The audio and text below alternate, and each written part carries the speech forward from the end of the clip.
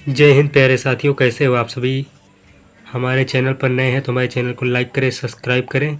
चलिए समझते हैं। देखिए, भारत की मिट्टी यानी मृदा शब्द की उत्पत्ति लैटिन भाषा के सोलम शब्द से हुई है, जिसका अर्थ होता है फर्श। यानी मृदा शब्द का अर्थ होता है फर्श। फर्श यानी मृदा का अध्ययन पेटोलॉजी कहलाता है। यानी मृदा का अध्ययन करने वाले को पेटोलॉजी कहते हैं। मृदा का निर्माण बहुत जटिल और निरंतर चलने वाली प्रक्रिया है। भारत में मिट्टी के प्रकार। भारतीय कृषि अनुसंधान परिषद के अनुसार भारत की मिट्टी को 8 भागों में वर्गीकृत किया गया है। जलोढ़ कछार मिट्टी, यह भारत के सर्वाधिक क्षेत्र में पाई जाने वाली मिट्टी है, जो हमारे देश के कुल क्षेत्रफल के लगभग 43.4% या 15 लाख वर्ग किलोमीटर भागों में फैला है। पूर्वी तथा पश्चिमी तटों पर भी यह मिट्टी पाई जाती है। भारत के उत्तरी मैदान की तरह इस मिट्टी से निर्मित है, जो गंगा, सिंधु, ब्रह्मपुत्र नदियों द्वारा लाए गए अवसादों के जमाव के परिणाम स्वरूप निर्मित हुआ है। जलोढ़ मिट्टी की विशेषता।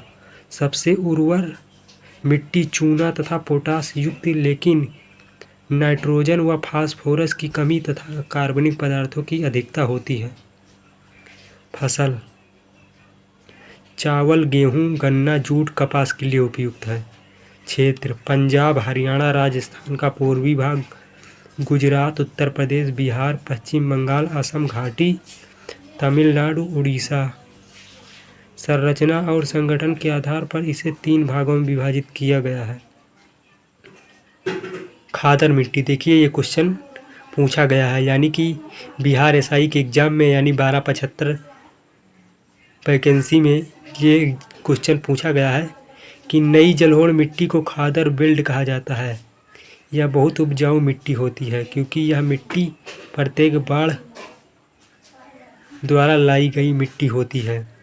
तो नई जलोढ़ मिट्टी को खादर मिट्टी कहते हैं। यानी नई जलोढ़ मिट्टी को खादर मिट्टी कहते हैं। यह क्वेश्चन पूछा गया है।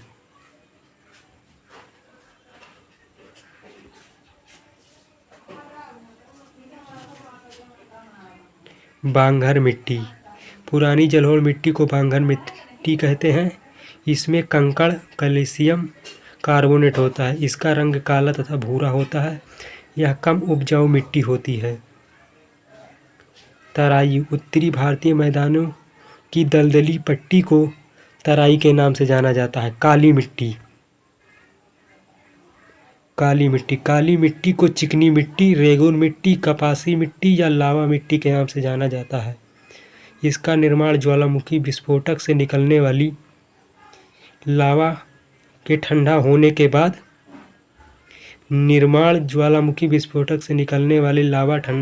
बाद अपक्षय या अपक्षरण से होता है।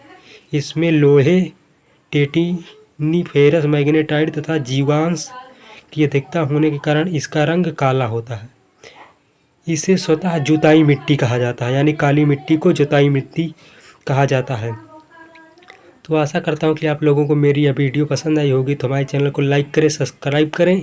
मिलते हैं नेक्स्ट वीडियो पर। जय हिंद।